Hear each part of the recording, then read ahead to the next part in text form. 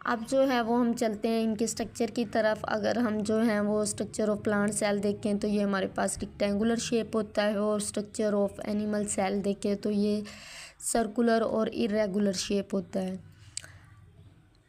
ये जो है स्ट्रक्चर ऑफ प्लांट सेल में अगर हम देखते हैं तो आपको सबसे पहले जो है वो सेल वॉल नज़र आ रही है। सेल वॉल जो होती है, ये सेल वॉल सेल की आउटर कवरिंग है।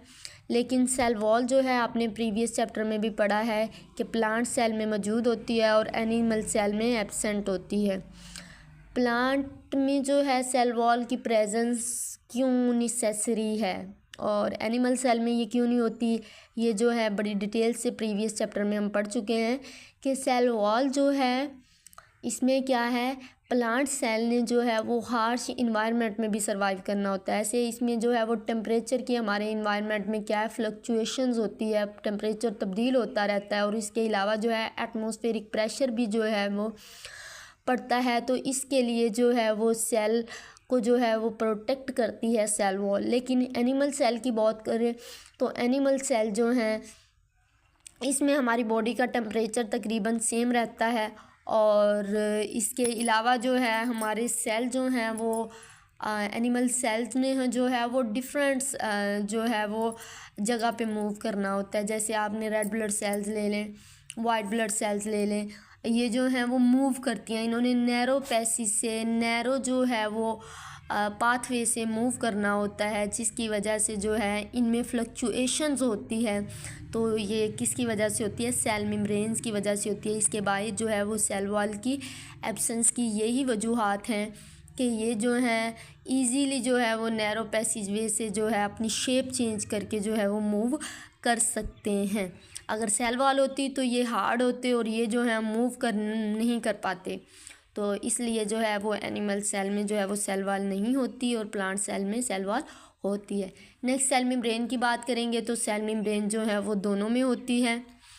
और वैक्यूल जो है, ये वैक्यूल जो है ये प्लांट सेल में जो है ये कुछ जो है वो लार्ज साइज़ का होता है as compared to animal cell, और प्लांट सेल में ये सेंटर में तकरीबन पाया जाता है। और क्योंकि इसमें जो है प्लांट में वाटर की ज़्यादा ज़रूरत होती है, वैक्यूल में जो है वो वाटर स्टोर होता है। तो एनिमल सेल में जो है ये साइटोप्लाज्म में जो है वो सस्पेंड हुए होते हैं कहीं कहीं। तो प्लांट सेल में जो है ये सेंटर में जो है वो लार्ज शेप में मौजूद होता है। माइटोकॉन्ड्रिया जो है ये दोनों सेल में मौजूद होंगे। माइटोकॉन्ड्रिया आप पढ़ते आ रहे हैं स्टार्ट से कि ये क्या है, सेल का पावर हाउस है। मतलब बहुत सारे रिएक्शन जो हैं वो यहाँ पे टेक प्लेस हो रहे होते हैं और एनर्जी जो है वो प्रोड्यूस हो रही होती है, जो कि सेल की दूसरी एक्टिविटी को चलाने में मदद देती है। नेक्स्ट जो है वो राइबोसोम्स है। राइबोसोम्स भी दोनों में होंगे। राइबोसोम्स भी आपने पढ़ा होगा इनका फंक्शन कि ये क्या है, प्रोटीन की सिंथेसिस में जो है हेल्प आउट करते हैं। नेक्स्ट जो है गोल्जी अपरेटस है। गोल्जी अपरेटस भी दोनों में मौजूद होता है। ये सैक लाइक जो है वो स्ट्रक्चर होता है। ये मॉलिक्यूल्स को कंपाउंड्स वगैरह जो हैं जैसे प्रोटीन्स होगी जो है वो प्रोटीन्स के अलावा जो है लिपोप्रोटीन्स होगी, इनको जो है वो पैक करने में, इनको जो है वो फंक्शन के काबिल बनाने में मदद देता है। और इसके अलावा जो है नेक्स्ट क्रोमैटिन है। क्रोमैटिन जो है ये दोनों में मौजूद होता है। क्यों क्रोमैटिन क्या है, ये हेरिडिटरी मटेरियल है जो न्यूक्लियस के अंदर मौजूद होता है। ये इसके अंदर जो है वो सारी इंस्ट्रक्शन जो है वो किसके अंदर होती है, क्रोमैटिन के अंदर होती है। नेक्स्ट जो है न्यूक्लियोलस है। ये न्यूक्लियस के अंदर जो है वो न्यूक्लियोलस जो है वो मौजूद होता है। ये भी दोनों प्लांट्स सेल में भी और एनिमल सेल दोनों में मौजूद होगा। इनके जो फंक्शन हैं वो नेक्स्ट जो है आप ऑर्गेनेलिस को जो है वो ब्रीफली हम जो है वो डिटेल के साथ जो है वो इसको पढ़ेंगे, तो उसमें जो है ये सारी इनके फंक्शन जो है वो मज़ीद आपको क्लियर हो जाएंगे।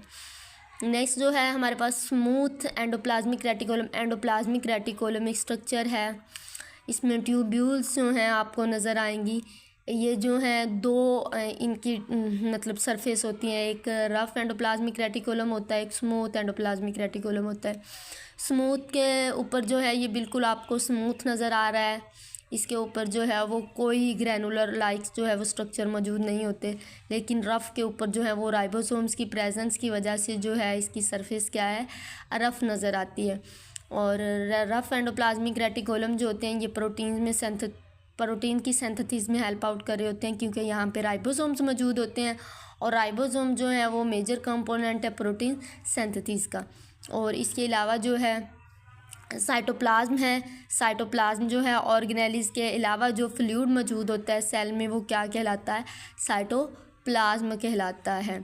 और ये साइटोप्लाज्म जो है ये भी दोनों सेल्स में मौजूद होगा।